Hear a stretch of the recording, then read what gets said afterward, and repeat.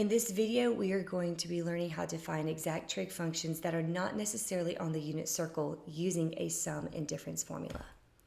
So here are the different formulas for sum and difference. In algebra, you learned that if you had a variable or if you had something that is on the outside of a parentheses that you could just distribute to where you get x times a plus x times b. So a lot of times, a lot of students think that you can just say, well, that is sine of a plus sine of b. It is not. That is not how it works in trig functions. You cannot just break up the angles that are on the inside. So the actual sum and difference identity formulas is going to be this list right here that we are going to use to find exact answers. So for example, 15 degrees is not on the unit circle. However, I bet I can find something that is on the unit circle that could get me to 15 degrees. So for example, if I said 45 degrees minus 30 degrees, and so what we can do is we can actually write this, so it'd be sine of 40 times cosine of 30 minus sine of 30 times cosine of 45. And now we can find that out. The sine at 45 degrees is the square root of 2 over 2. Cosine at 30 degrees is the square root of 3 over 2. Sine at 30 degrees is 1/2, and cosine at 45 degrees is the square root of 2 over 2. And so now I just combine square root of 2 times square root of 3 is the square root of 6 over 4 because you're multiplying, and then you'll be left with the square root of 2 over 4.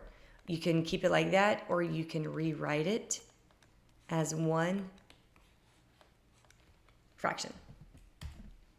So in this case, to find cosine of 75 degrees, there's a couple ways. We can either subtract or we can add.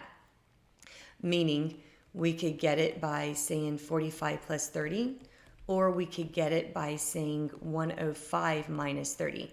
Either way will get us the exact same answer. I'm going to go with the first one, which is cosine of plus. So I'm going to rewrite this as 45 plus 30, which means it would be cosine of 45 times cosine of 30 minus sine of 45 times sine of 30. So this will give me the square root of 2 over 2. Cosine at 30 is the square root of 3 over 2. Sine of 45 is the square root of 2 over 2. And sine of 30 is 1/2. So I will get the square root of 6 over 4 minus the square root of 2 over 4. Or you can rewrite it as one fraction, which is very, very similar to this. And as a review, there is something that is called a cofunction identity that basically states that if you were to subtract 90 degrees from an angle of sine, you will actually get cosine, and that's exactly what happens. If you were to subtract 90 minus 75, you would actually get 15 degrees, which is exactly why sine of 15 and cosine of 75 are the exact same angle. It works with radians as well. So here is where it has to be a little more algebra to figure out what will give you 7 pi over 12. And so there's a couple ways. You can either subtract or you can add. So if you add 4 pi over 12 plus 3 pi over 12, you will get 7 pi over 12.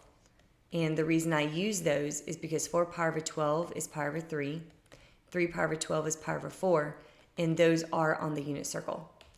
Or you could subtract. 7 pi can get you from 10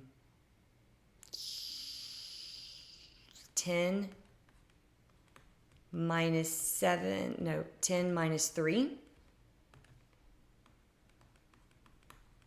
And the reason I use that is because 10 pi over 12 is 5 pi over 6, which is on the unit circle, and 3 pi over 12 is pi over 4, which is also on the unit circle. So either one works. You couldn't use like 11 minus 4 to get 7 because 11 pi over 12 is not on the unit circle. It has to be something that's on the unit circle.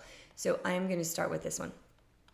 So I'm going to use pi over 3 plus pi over 4 and find it. So therefore, I will get sine of pi over 3 times cosine of pi over 4 plus sine of pi over 4 times cosine of pi over 3. Now, So at this point, sine of pi over 3 is the square root of 3 over 2. Cosine is square root of 2 over 2. Sine of pi over 4 is the square root of 2 over 2. And cosine is 1/2. And you will get the square root of 6 over 2.